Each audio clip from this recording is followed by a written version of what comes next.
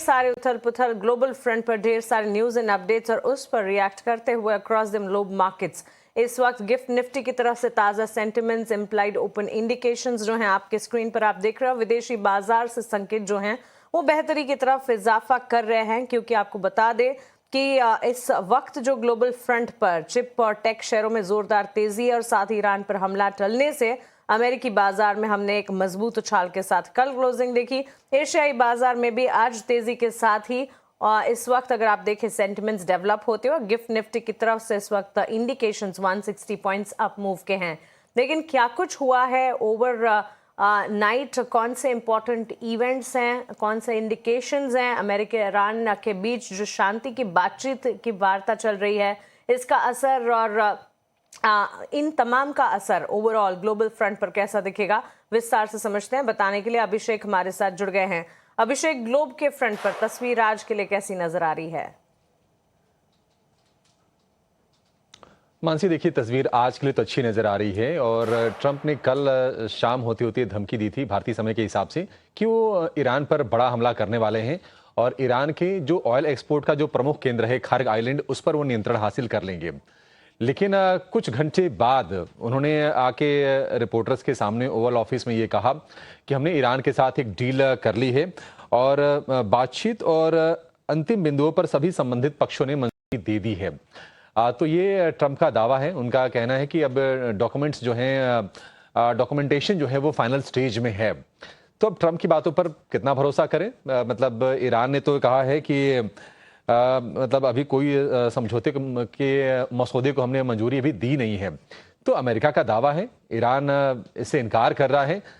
तो मतलब मामला अभी भी काफ़ी ज़्यादा कन्फ्यूज़न वाला है। और इधर अमेरिका का दावा यह है कि स्ट्रेट ऑफ हॉर्मुज खुल गया है और जहाज़ों की आवाजाही जारी है। लेकिन ईरान का ये कहना है कि अगर हमें रोका गया तो किसी को भी तेल नहीं मिलेगा। तो अभी भी स्थितियां जो है चुनौतीपूर्ण है। लेकिन ट्रंप ने चूंकि पहले बयान दिया था कि हम हमला करेंगे, बाद में उन्होंने कहा कि हम हमले को टाल रहे हैं, हम हमला नहीं कर रहे हैं। तो बाजार ने इस चीज को पॉजिटिवली लिया है और कल हमने देखा कि अमेरिकी बाजारों में तेजी हुई है और एशियाई बाजार भी हम देख रहे हैं कि काफी मजबूती के साथ कारोबार कर रहे हैं। अब देखिए, कल डाउ जोन्स ने परसों की पूरी भरपाई कर ली। परसों इतना ही गिरा था और कल हमने देखा कि 1.8% की तेजी आ गई।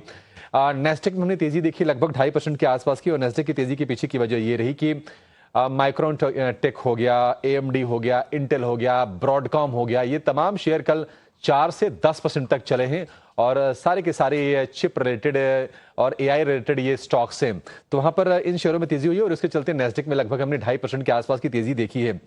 महंगाई के आंकड़े अमेरिका में आए हैं। पीपीआई यानी कि प्रोड्यूसर्स प्राइस इंडेक्स के नंबर आए हैं।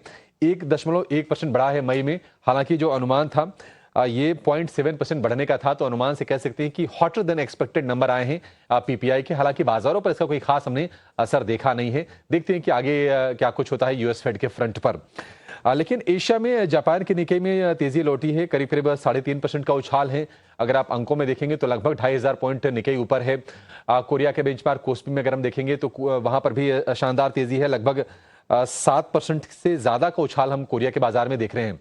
लेकिन असली जो संकेत है जो भारतीय बाजार को बहुत ज्यादा पसंद आएगा वो ये कि कच्चे तेल का भाव गिर के आ गया है $90 के नीचे। आज फिर सब देखने की कमजोरी है 1% के आसपास की और 89.75 के आसपास आपको ब्रेंट क्रूड का भाव कारोबार करता हुआ दिखाई देगा। लेकिन सोने में 6 महीने के निचले स्तर से थोड़ा रिबाउंड आया है, हालांकि ज्यादा नहीं है। $4,200 प्रति औंस के आसपास के भाव है। और अगर हम अन्य संकेतों में अगर हम बॉन्ड यील्ड की बात करें तो बॉन्ड यील्ड भी थोड़ी राहत के संकेत तो जरूर दे रही है। यूएस की जो 10 ईयर की बॉन्ड यील्ड है ये गिर के आ गई है 4.5% के नीचे 4.46% पर। और डॉलर इंडेक्स भी जो 100 के आसपास बना हुआ था 100 के नीचे आया है। डॉलर इंडेक्स 9.81 ये है डॉलर इंडेक्स के लेवल। तो कुल मिलाजुला के मानसी आज हफ्ते के आखिरी कारोबारी दिन संकेत अच्छे नजर आ रहे हैं और गिफ्ट निफ्टी भी 150 अंक ऊपर खुलने के संकेत दे रहा है। और देखते हैं, चूंकि आज हफ्ते का आखिरी कारोबारी सत्र है और बाजार में हमने ट्रेंड देखा है कि जब मजबूत शुरुआत होती है तो बाजार हम देखते हैं कि इस तरह से प्रॉफिट टेकिंग का शिकार होते हैं। जब कमजोर शुरुआत होती है लोअर लेवल से बाइंग आती है। आज देखना होगा कि क्या ये ट्रेंड उलट होता है या फिर उसी ट्रेंड पर बाजार आगे बढ़ता है। बिल्कुल अभिषेक, शुक्रिया आपका हमारे साथ जुड़ने के लिए और विस्तार से ग्लोबल फ्रंट पर सारे संकेत हमारे बीच रखने के लिए। तो चलिए, बेहतर संकेत विदेशी बाजार से नजर आ रहे हैं। कच्चे तेल की चाल भी जो है वो भारतीय बाजार के लिए, कह सकते हैं भारतीय बाजार के हक में इस वक्त देखने को मिल रही है। अब ये ग्लोब के फ्रंट पर जो इंपॉर्टेंट सेटअप है, पॉजिटिविटी है, वो भारतीय बाजार पर कितना इवेंचुअल इम्पैक्ट डालती है, इस पर हमें नजर रखनी होगी। लेकिन यहां से आगे विदेशी संस्थागत निवेशक और घरेलू संस्थागत निवेशकों के आंकड़े आपके स्क्रीन पर आप देख रहे हैं। मिले जुले ग्लोबल संकेतों के बीच एफआईएस की बिकवाली का ट्रेंड लगातार जारी है। कैश में कल 1987 करोड़ रुपए के शेयर्स बेचे गए हैं। वहीं डीआईएस की खरीदारी भी लगातार जारी है। 4224 करोड़ रुपए के शेयर्स डीआईएस की तरफ से खरीदे गए हैं। क्लियरली एफआईएस की बिकवाली के सामने डीआईएस की खरीदारी का ट्रेंड, लेकिन हाँ, विदेशी संस्थागत निवेशकों की वापसी का इंतजार भारतीय बाजार को अब भी लगातार है। आगे बढ़ेंगे और समझते हमारे एक्सपर्ट से कि बाजार के लिए आज स्ट्रैटेजी हमें क्या बनानी है। नितिलेश पावस्कर, रिसर्च एनालिस्ट, हमारे साथ जुड़ गए हैं। नितिलेश, गुड मॉर्निंग, स्वागत है आपका ईटी नाउ स्वदेश पर। कल के सत्र को अगर आप देखें, येट अनदर सेशन जो कि वॉलेटाइल रहा और ऑफ कोर्स ग्लोबल फ्रंट पर ढेर सारी खबरें जो कि बाजार पर असर डाल रही थी। आज के सेशन के लिए ग्लोब के फ्रंट से विदेशी बाजार से संकेत बेहतर है। कैसे देख रहे हैं मार्केट की स्ट्रैटेजी, क्या बनाकर चल रहे हैं आज आप? Good morning. देखो, हम लोग लास्ट 3-4 दिन से एक सिनेरियो बार बार रिपीट होते हुए देख रहे हैं कि मॉर्निंग में थोड़ा सा बाइंग आता है, उसके बाद जो आफ्टरनून में हायर लेवल से एक सेलिंग हमें देखने को मिलती है। तो आज का जो भी गैप अप होगा, वो गैप अप के बाद एक फॉलो अप बाइंग आना चाहिए। अगर फॉलो अप बाइंग मिसिंग होता है तो मार्केट उसी हिसाब से क्या करेगा, ट्रेड करेगा। तो मार्केट के लिए हायर लेवल जो है 23,450, 23,500 इन लेवल के ऊपर टिक मेंटेन होता है तो आने वाले समय में एक फॉलो बाइंग हमें देखने को मिल सकती है। तो व्यू क्लियर है, जब तक 23,100 के ऊपर क्लोजिंग है आवरली बेसिस या फिर डेली बेसिस के ऊपर, तब तक अपने लॉन्ग्स को क्या करें, इनिशिएट करें। मार्केट को मोमेंटम तभी मिलेगा जब ये मार्केट 23,500 ये लेवल के ऊपर क्लोजिंग दिखाए। तो 23,500 के ऊपर क्लोजिंग जैसे ही दिखाएगा तो 23,800 से लेकर 24,200 ये दो टारगेट के लिए हम लोग निफ्टी में प्लान करके चल सकते हैं। ओके, तो चलिए, इंडेक्स पर लेवल बेस्ड कामकाज नजर आ सकता है, स्ट्रैटेजिक मूव्स होंगे निफ्टी, बैंक निफ्टी पर। लेकिन इसी के साथ इंडेक्स के अलावा स्टॉक वाइज और सेक्टर वाइज बाजार की तस्वीर, नितिलेश, आपके हिसाब से कैसी नजर आएगी? कहां पर फोकस रखना है आज के लिए? आइडियाज क्या सुझाएंगे आप? देखिए, दो स्टॉक के साथ में जाना पसंद करूंगा। कोटक बैंक में लग रहा है कि यहाँ से एक मोमेंटम पिकअप हो सकता है। 390 से लेके 393 इस रेंज में बाइंग करें। 385 का एक स्टॉप लॉस मेंटेन करें। और टारगेट की अगर हम लोग बात करेंगे तो 405 के 1 से 2 दिन के लिए टारगेट आप प्लान करके चल सकते हैं। दूसरा जो होगा काउंटर मेरा, वो इंडिगो का होगा। इंडिगो में अगर हम लोग देखेंगे काफी अच्छा बेस फॉर्मेशन के साथ अभी ब्रेकआउट करने की तैयारी कर रहा है। तो 4,520 से लेके 4,500 इस रेंज में खरीदे। 4,460 का एक स्टॉप लॉस मेंटेन करें। टारगेट की अगर हम लोग बात करेंगे तो 4,580 और दूसरा जो टारगेट होगा वो 4,650।